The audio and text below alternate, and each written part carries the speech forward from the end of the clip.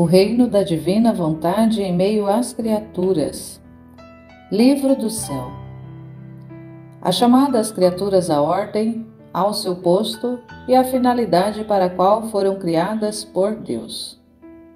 Por Luísa Picarreta. Volume 5. Capítulo 13.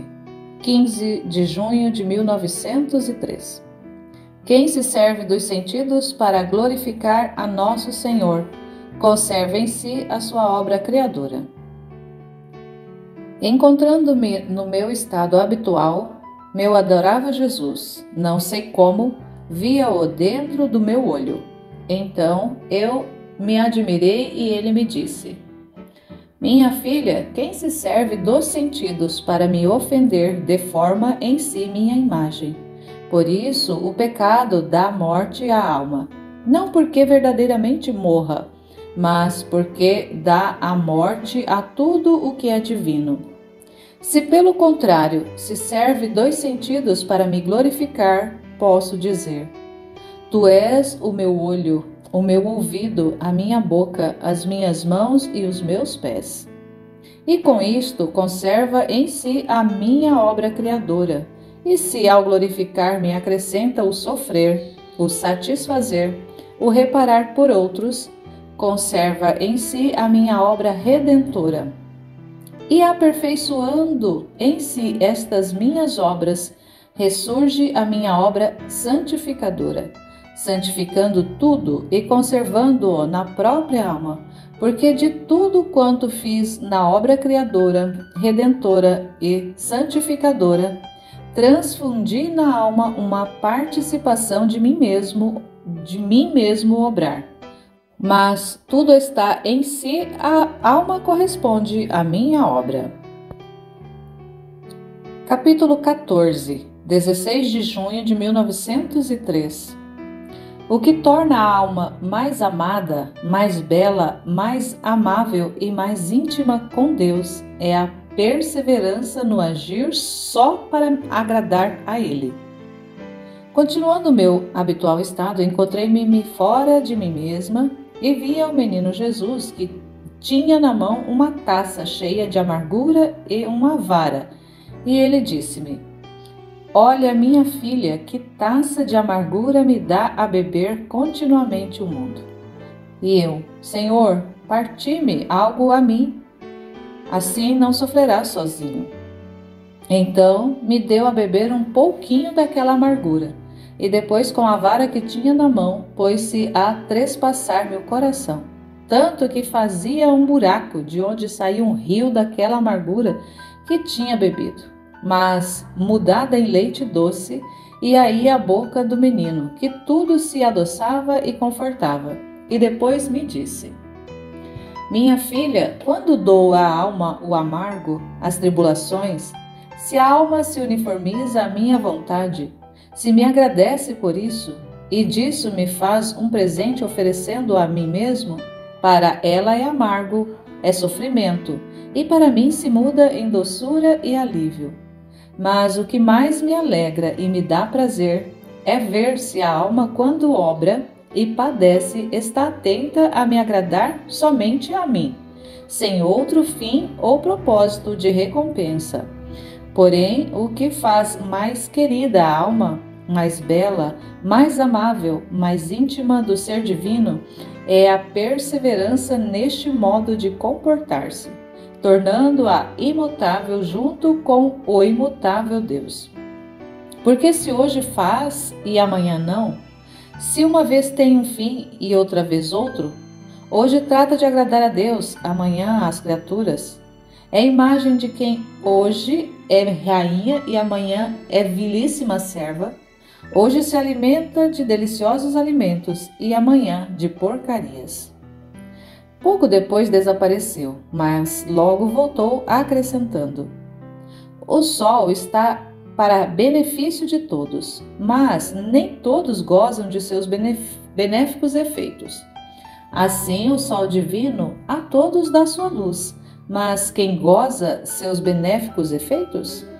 Quem tem abertos os olhos à luz da verdade? Todos os outros, apesar de que o sol está exposto, ficam na escuridão.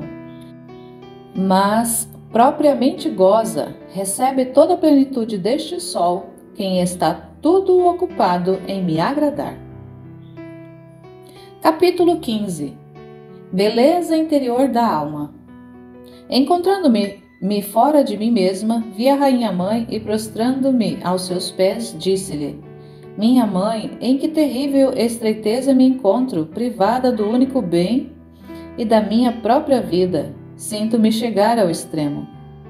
E enquanto dizia isto, chorava, e a Virgem Santíssima, abrindo-se uma parte do coração, como se abrisse uma custódia, tomou o menino de dentro e deu-o a mim, dizendo: Minha filha, não chores, aqui está o teu bem, a tua vida,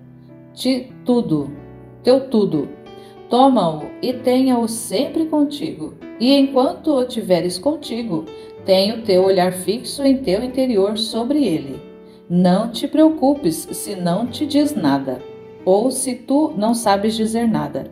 Somente olha-o em teu interior, porque com olhá-lo compreenderás tudo, farás tudo e satisfará por todos.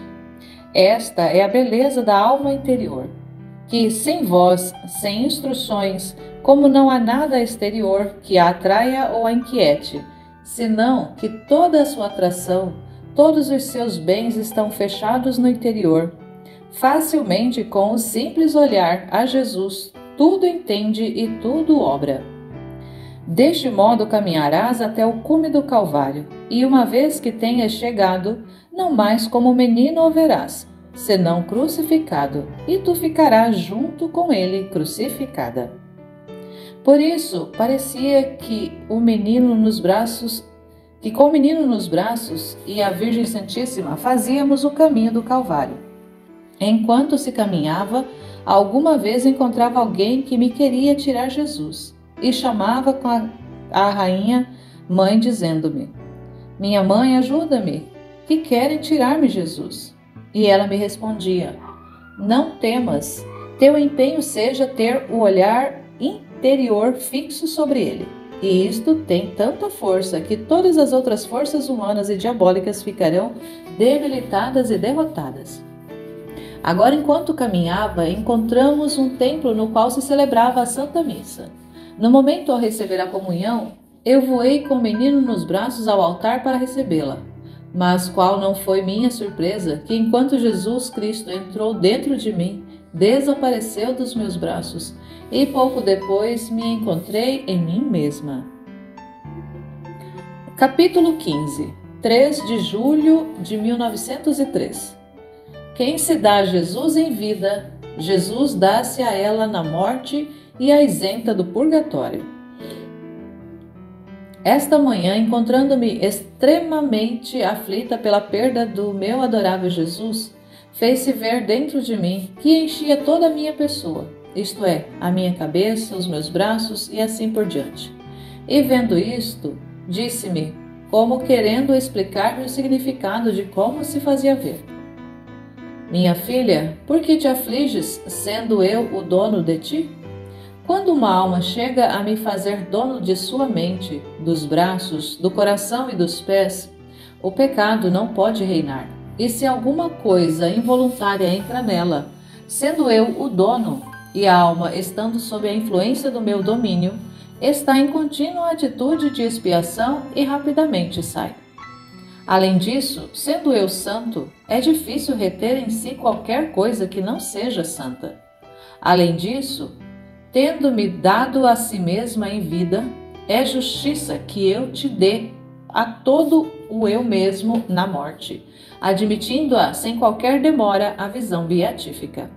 A quem tudo é dado a mim, as chamas do purgatório nada têm a ver com ela. Capítulo 17.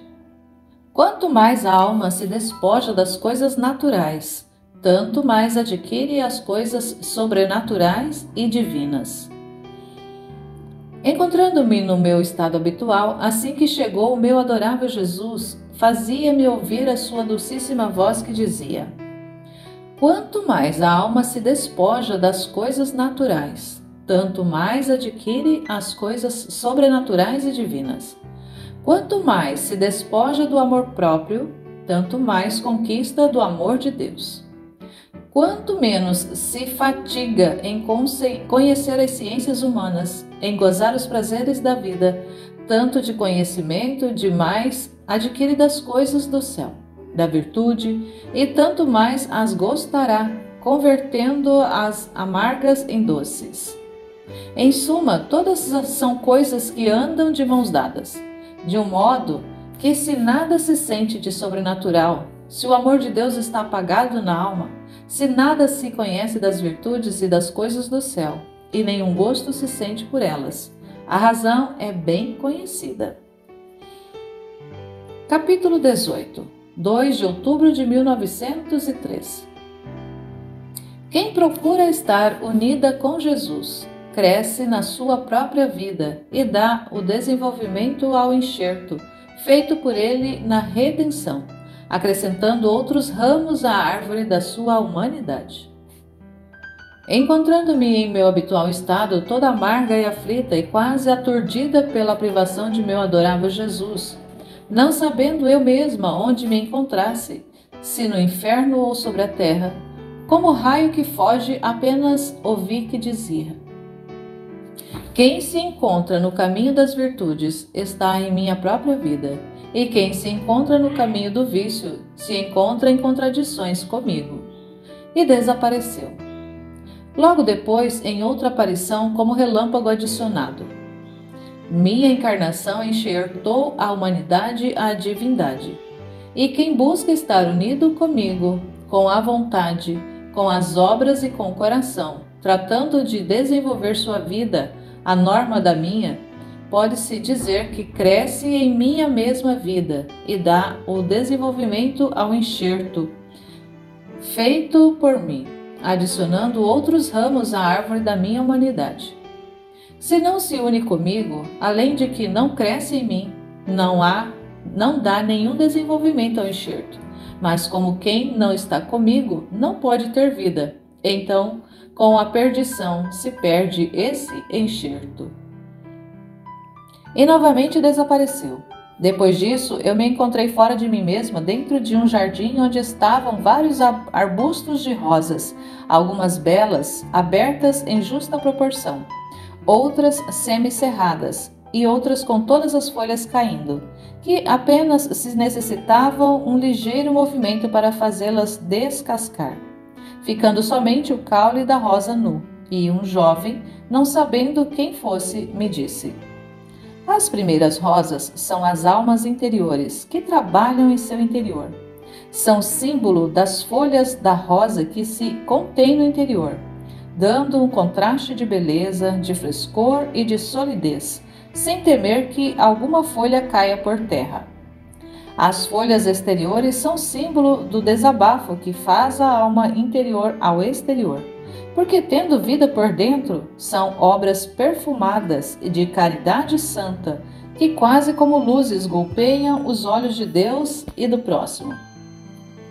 As segundas rosas são as almas exteriores, que ao pouco bem que fazem tudo é externo, e à vista de todos, por isso, não sendo um desabafo do interior, não pode estar a única finalidade do amor de Deus.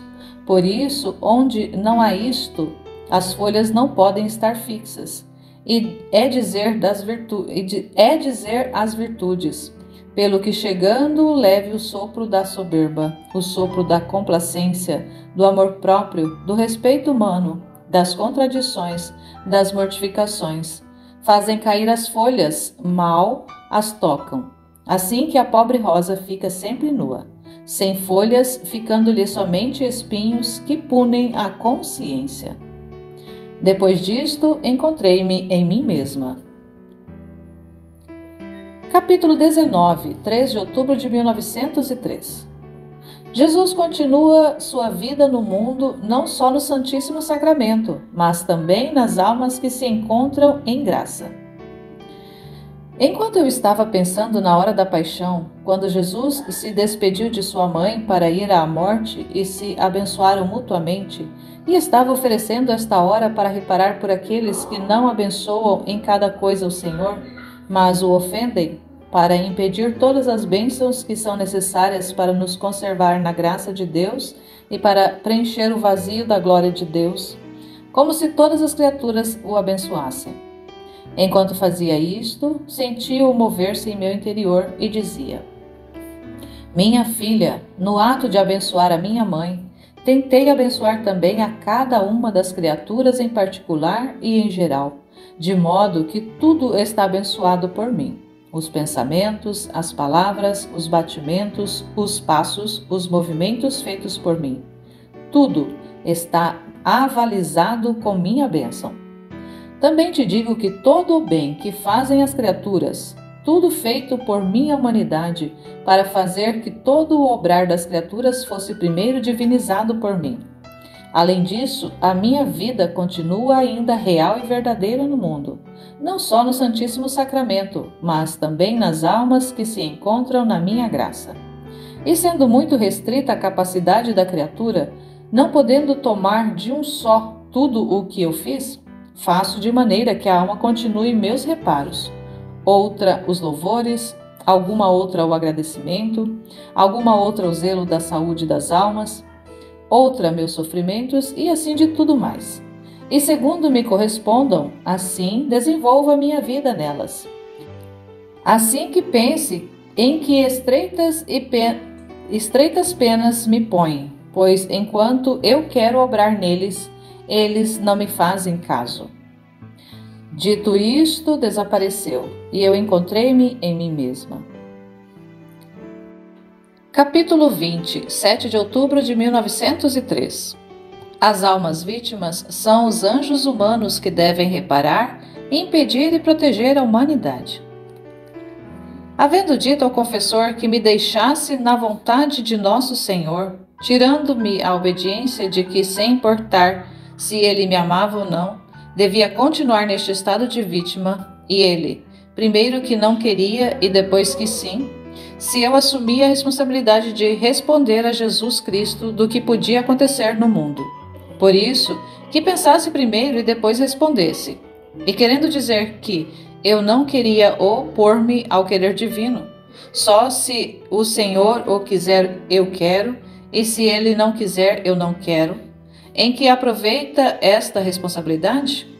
E ele: pensa primeiro e amanhã responderás. Então, pensando dentro de mim, Jesus me disse: a justiça o quer, o amor não. Depois, encontrando-me no meu estado habitual, quando mal ouvi, me disse: os anjos, obtenham ou não obtenham, fazem sempre o seu ofício. Não se retiram da obra confiada por Deus, da guarda das almas. E embora vejam que quase a despeito de seu cuidado, diligência, indústria, suas contínuas existências, as almas se perdem. Estão sempre lá, em seus postos. Nem se obtém ou não obtém, dão duro ou menor glória de Deus, porque sua vontade é sempre estável para cumprir o trabalho confiado a eles. As almas vítimas são os anjos humanos que devem reparar, impedir, proteger a humanidade. E se obtém ou não obtém, não devem cessar seu trabalho, a menos que lhes seja assegurado do alto. Capítulo 21, 12 de outubro de 1903. Significado da coroação de espinhos. Esta manhã vi o meu adorável Jesus coroado de espinhos, e vendo-o naquele modo, disse-lhe: doce Senhor meu, porque vossa cabeça invejou a vosso flagelo, corpo que havia sofrido tanto e tanto sangue tinha derramado, e não querendo a cabeça ficar atrás do corpo, honrado com o adorno do sofrer, instigaste a si mesmo os inimigos a coroar-se com uma coroa de espinhos tão dolorosa e tempestuosa? E Jesus: minha filha, muitos significados tem esta coroação de espinhos, e por quanto disse, fica sempre muito por dizer, porque é quase incompreensível a mente criada, o porquê minha cabeça quis ser coroada com ter sua porção distinta e especial, não geral, de sofrimento e espalhamento de sangue, fazendo quase concorrência com o corpo. E porque foi que, sendo a cabeça que une todo o corpo e toda a alma, de modo que o corpo sem a cabeça é nada, tanto que se pode viver sem os outros membros, mas sem a cabeça é impossível, sendo a parte essencial de todo o homem. Assim é verdade que se o corpo peca ou faz o bem, é a cabeça que dirige, não sendo o corpo outra coisa que um instrumento.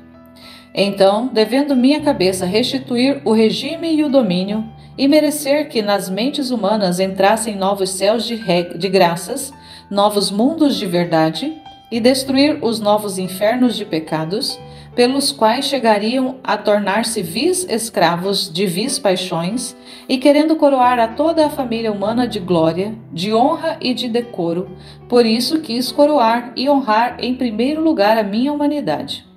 Embora com uma coroa de espinhos dolorosíssima, símbolo da coroa imortal que restituía as criaturas, removida pelo pecado. Assim, além disso, a coroa de espinhos significa que não há glória e honra sem espinhos, que não pode haver jamais domínio de paixões, aquisição de virtudes, sem sentir-se perfurar até dentro da carne e do espírito. O que o verdadeiro reinar está no doar-se a si mesmo, com as picadas da mortificação e do sacrifício. Ademais, estes espinhos significam que verdadeiro e único rei sou eu, e somente quem me constitui rei do próprio coração goza de paz e felicidade, e eu a constituí rainha de meu próprio reino. Além disso, todos aqueles rios de sangue que brotavam de minha cabeça eram tantos riachos que ligavam a inteligência humana ao conhecimento de minha supremacia sobre eles. Mas quem pode dizer tudo o que ouço dentro de mim? Não tenho palavras para expressá-lo. Antes, o pouco que disse me parece haver dito incoerente, e assim creio que deve ser ao falar das coisas de Deus, porquanto alto e sublime possa falar, sendo ele incriado e nós criados. Não só se pode dizer de Deus mais do que balbucios.